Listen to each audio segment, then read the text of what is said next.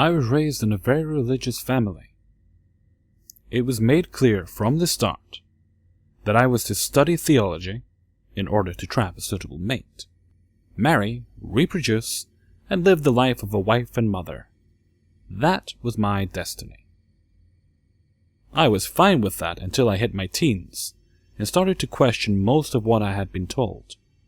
This, in the long run, led up to what I like to refer to as the Great Family Breakdown of 2000.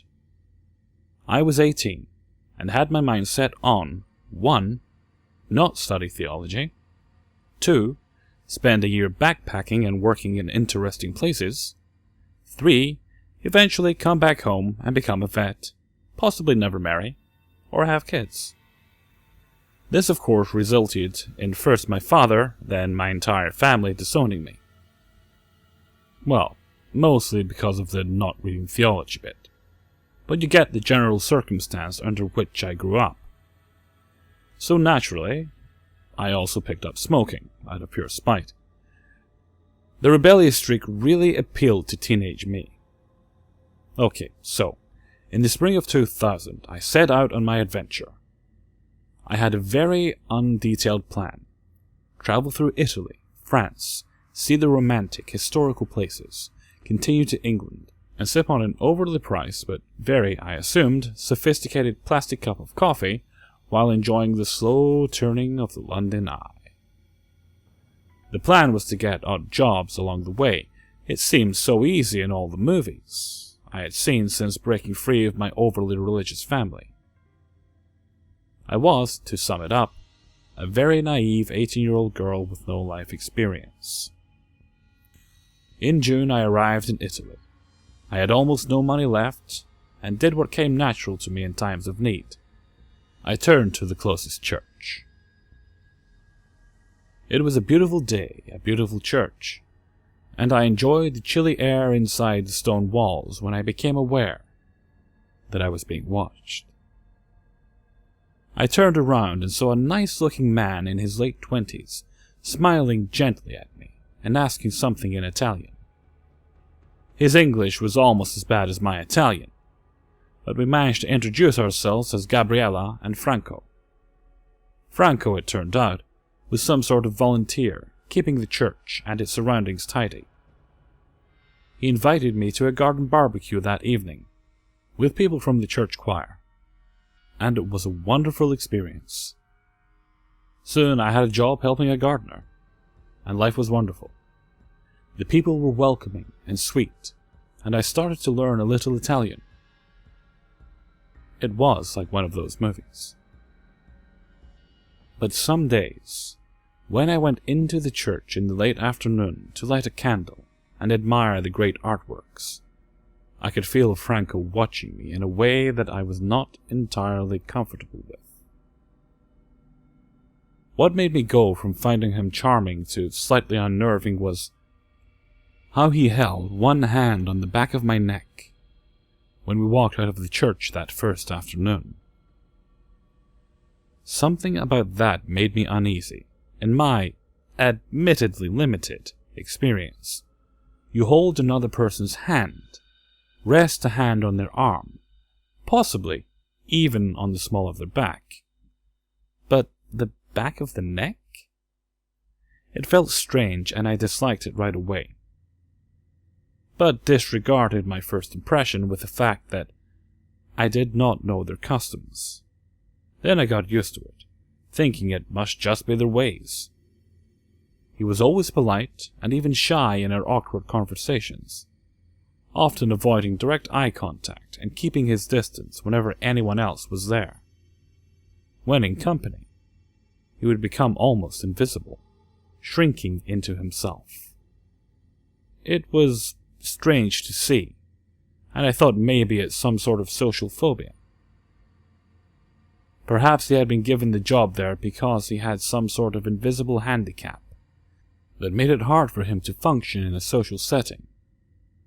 When others were around, he became someone else, much more introverted and elusive. Weeks went by and he started to hang out close to where I worked. He was often close by when I took my evening walks. and I started to get the lingering feeling that something was not right with him. But I didn't fear him, and didn't wish to seem rude. When I had let several days pass without returning to the church, he came to the house where I rented a room to ask for me, and wondered if perhaps I was ill, since I had not turned up for our evening walks. In retrospect, this should have made me pack my bags and get on a bus. But remember, I was a very naive person at this time, so instead, when he held out a hand to invite me for a walk, I took it, ignoring the feeling of danger that started to bruise somewhere deep inside my chest. We walked past the place where the bus usually stops, where I usually turn around to walk back home, because there's nothing more to see down that road. As soon as we were away from the busier streets, his hand let go of mine and he placed it instead on the back of my neck, mumbling Italian words at a pace I could not follow or comprehend. I tried being polite and nice, turning into the friendly, nice girl that I was brought up to be. It had no effect as to ease his iron grip or slow him down, and soon we were on a lonely street that I remembered led to a closed dairy factory. You would have thought that my instincts would kick in now, right? Yeah, I wish. I thought that I could cure his sudden aggressive behavior with friendly, polite manner and charm. I know it sounds almost insane how I just let this happen, but remember that I was trained from toddlerhood to be a nice girl, to not fuss, not raise my voice. I found my voice that day. It took some time, I admit that, but when I found myself backed up against the concrete wall of a dark and empty factory house, and saw the hostile look in his eyes as he pulled a small knife out of his pocket, I completely flipped. I screamed, scratched, kicked and clawed. It was a kind of knife that you use for opening boxes, small and thin, but probably dangerous enough nonetheless. He was so shocked by my sudden violent fit that he dropped it, and I took my chance to run. I didn't care where I ran, I just ran, like a crazed animal, all the while screaming unarticulated nonsense. I lost both my sandals, but kept running. I didn't even look over my shoulder to see if I was even chased. I just ran. I reached the first house on the street, and threw myself at the door, knocking, kicking, shouting until it opened, and a terrified young mom, the teacher in the village, let me in. I didn't report it to the police. I left the next day on the first bus. But I regret that decision today. At the time, I was too embarrassed and ashamed to talk to the police, and it would take time to get a translator to do it properly anyway. I just wanted to go. It was a very frightening experience, but I did learn something fundamentally important. If needed, never hesitate to fight with everything you've got. You can't make a predator go away with being nice and polite.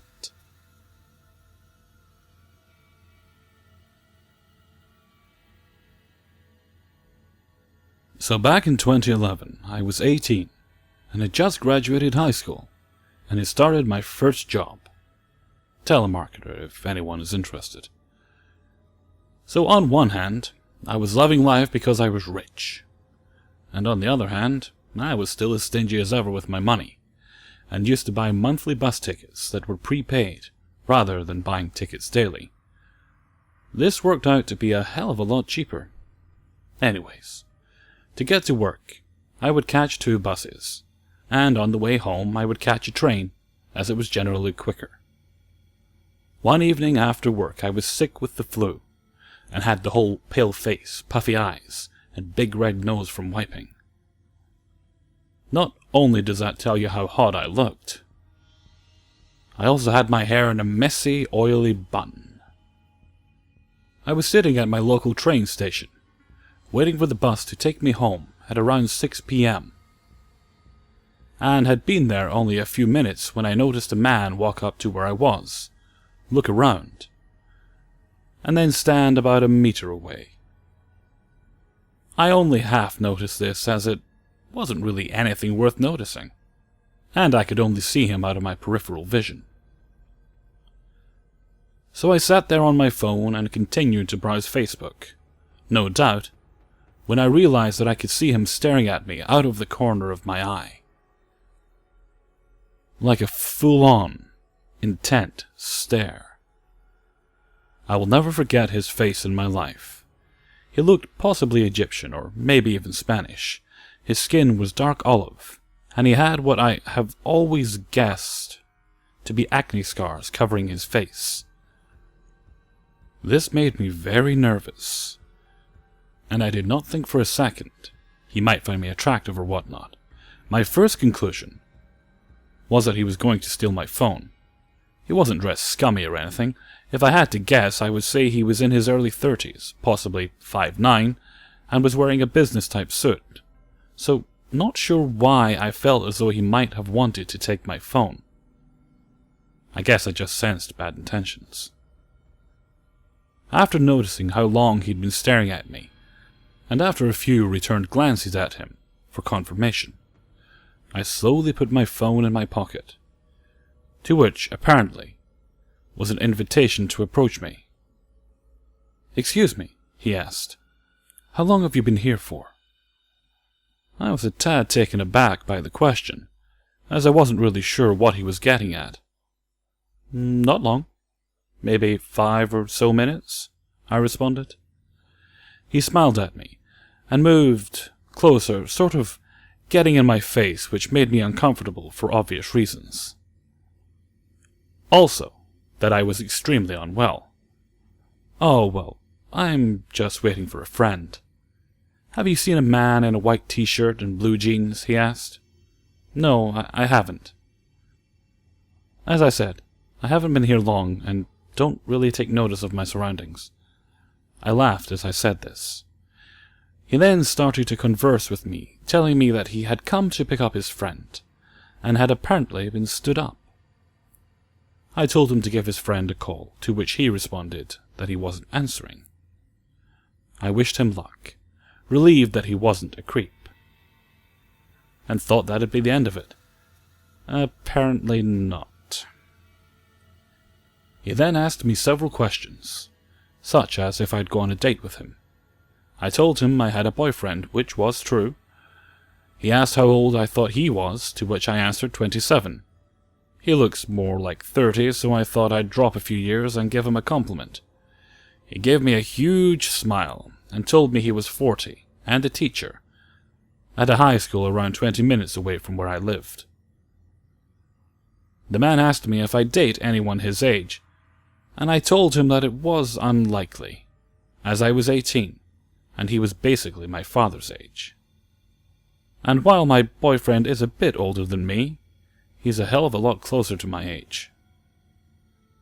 He continued to ask me questions such as what I would do to control a class, which I answered honestly, that I'd keep them all in for detention if one of them played up, which generally worked for my class, although unfair.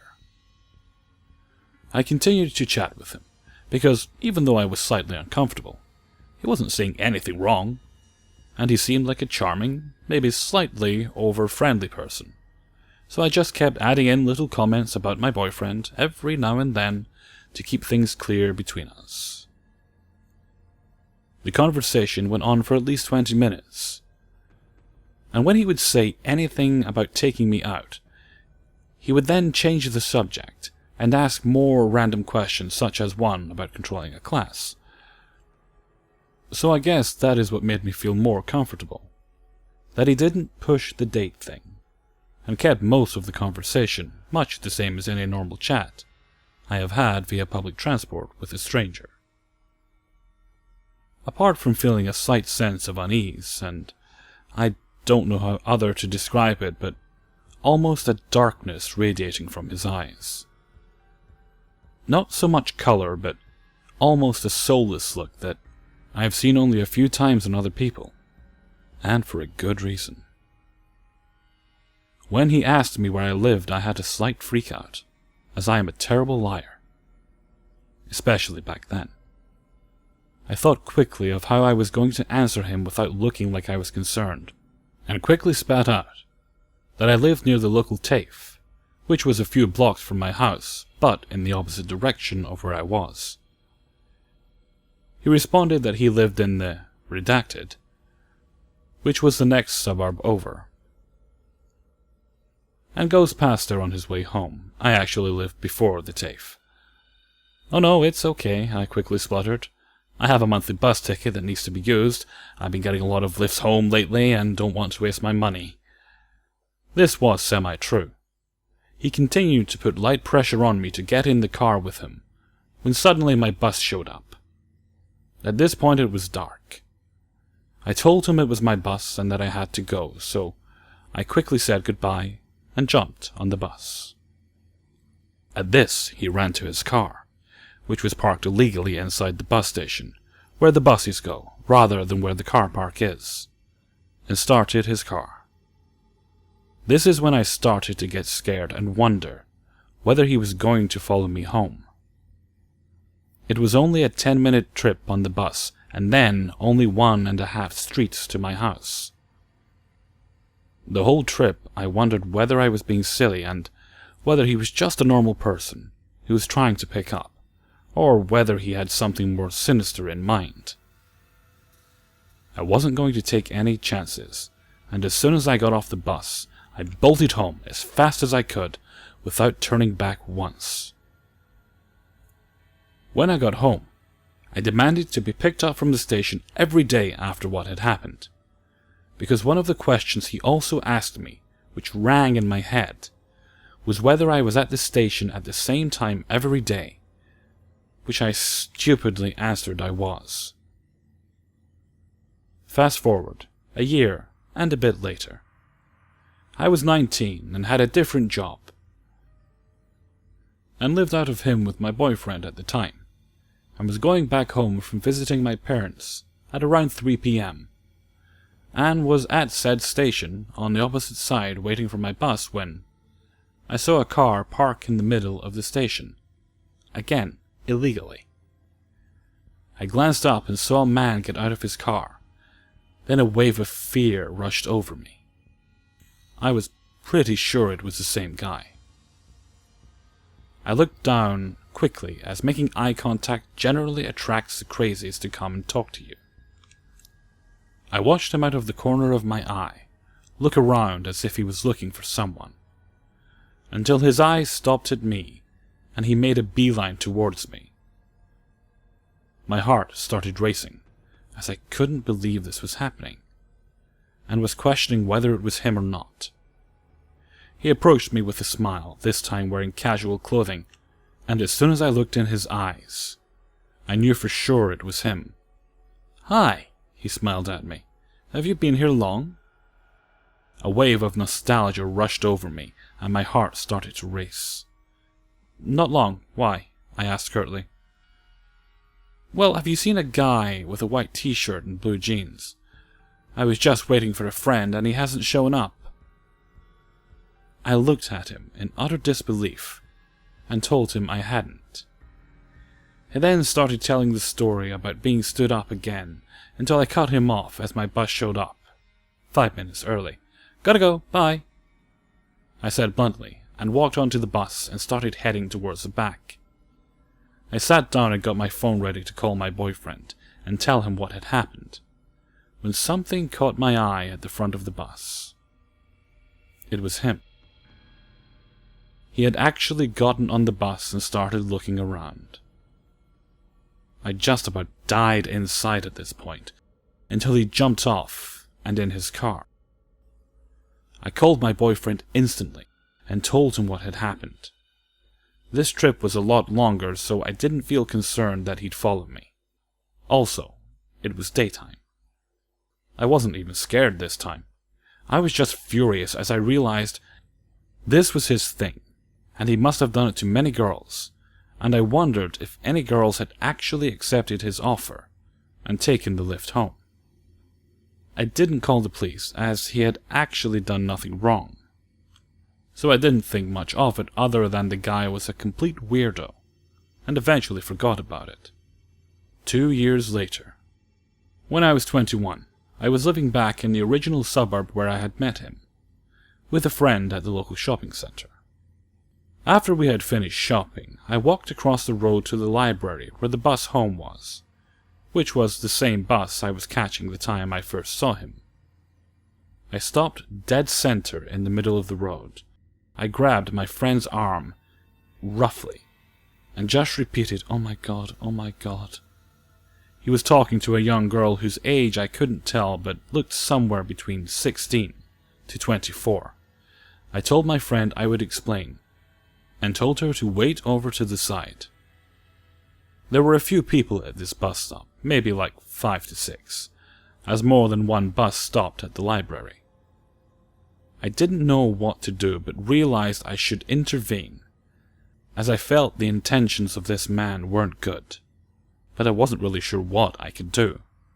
As he was talking to this girl, I went up behind her and tapped her on the shoulder and said, "Excuse me, sorry, but can I please speak to you?"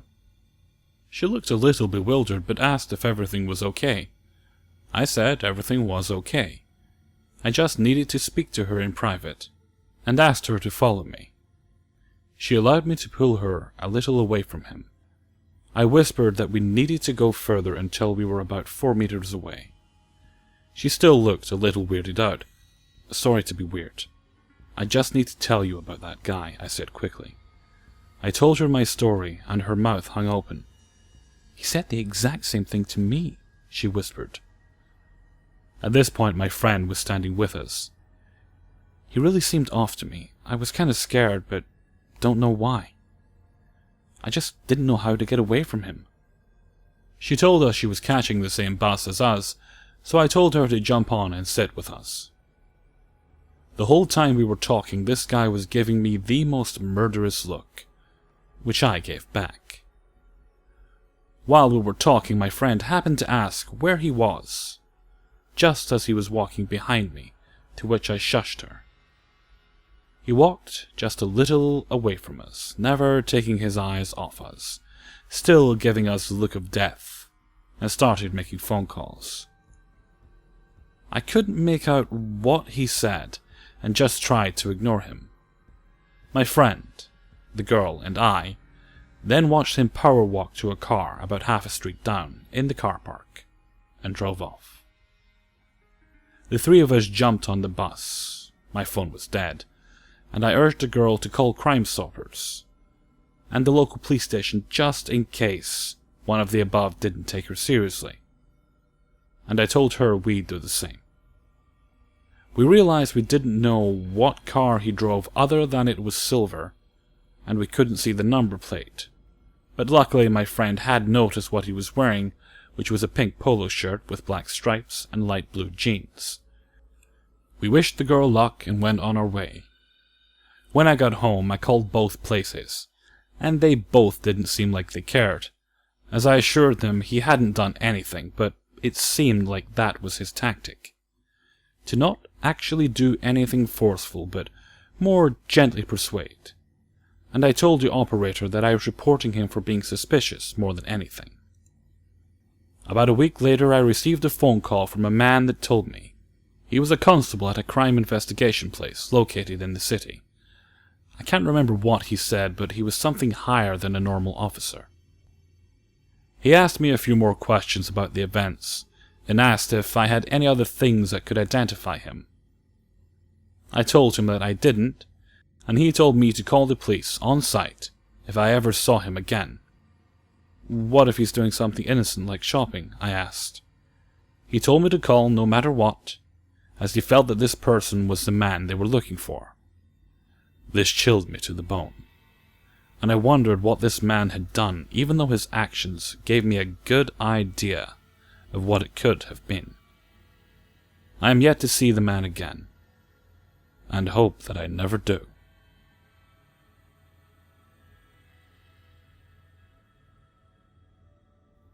When I was accepted into a college that was far away from my hometown, I didn't really know anyone else who lived there.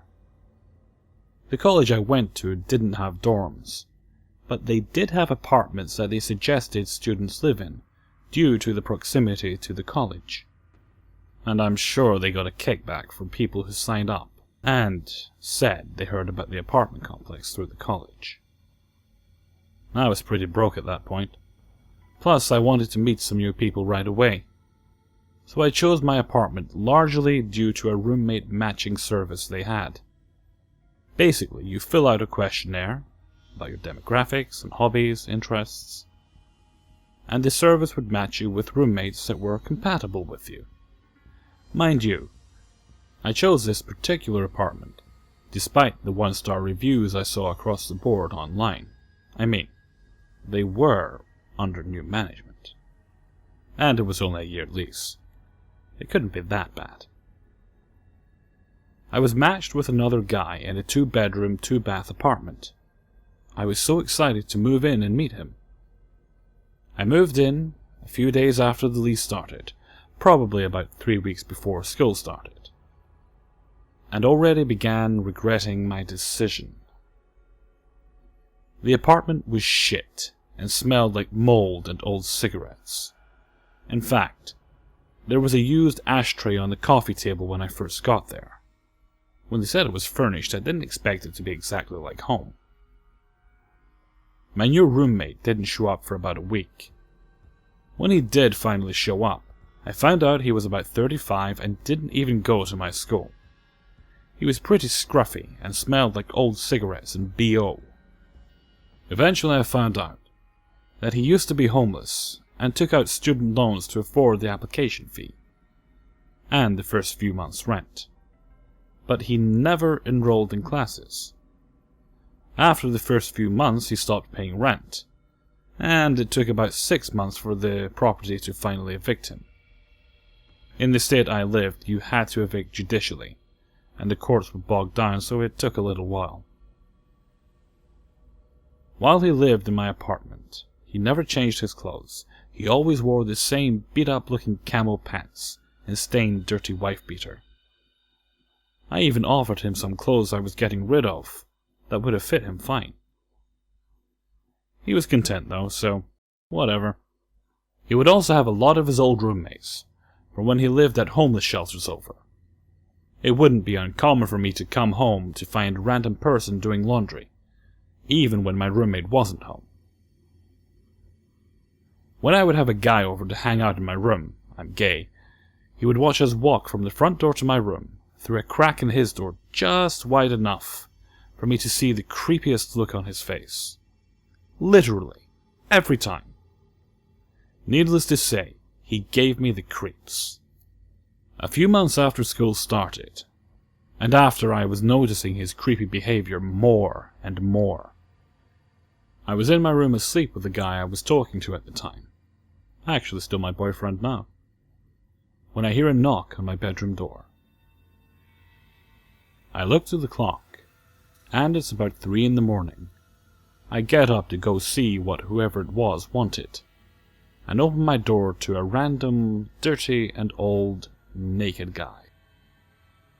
He says he's a friend of my roommate, and thought my roommate was in my room with me. I flip the fuck out. Obviously my roommate isn't in my room with me. In order to get into my apartment, my roommate would have to have let him in. And the apartment isn't very big, so it wasn't like my roommate could have gone somewhere else that his friend wouldn't know where he was. He was either in the living room or in his room. I throw this dude out, him being butt-ass naked, and let myself into my roommate's room. This is the first time I've been in there, mainly because I have no reason to associate with him, and he's sitting in the corner doing absolutely nothing with the lights off. Almost as if he was waiting for me to come in there. I ask him about everything that just happened, and he tries to play dumb like he didn't even know the guy. Someone had to let him in, and it wasn't me. I drop it, begrudgingly, because the eviction notices are piling up on his door. I figure it's just a matter of time until he's gone. In the meantime, I see the naked dude randomly in the apartment doing laundry. A handful of times when I would get home from class. Finally, my roommate is evicted, and I think I'm done with that. And maybe we'll get another roommate that is actually my age, or cool. A few weeks go by that are more or less quiet. Then, one day, I hear a knock at the front door during the day. When I answer it, I see the random naked dude standing there. Thankfully clothed this time, with a trash bag full of what looked like disgusting laundry. He tells me that my roommate said it was cool if he came to use the washer, and starts to walk forward like he owns the place. I step in front of him, and tell him that his friend doesn't live there anymore, and no, he can't use my washing machine. I close the door and lock it and go back to my room. About 20 minutes later, I keep hearing a random noise from the balcony. I lived on the 3rd floor, so I figured it was just a squirrel or a bird out there scratching around. I keep hearing the noise, so I decide to investigate, and I see the homeless guy trying his best to climb up to my balcony. I told him I was calling the cops, but obviously, by the time they get there, he's gone. That same day, I went to the property manager and asked what kind of roommate matching service works like that, and demanded to get out of my lease. After some heated discussion, I persuaded her that it was probably in her best interest to just let me leave. I found a nice one-bedroom and never looked back.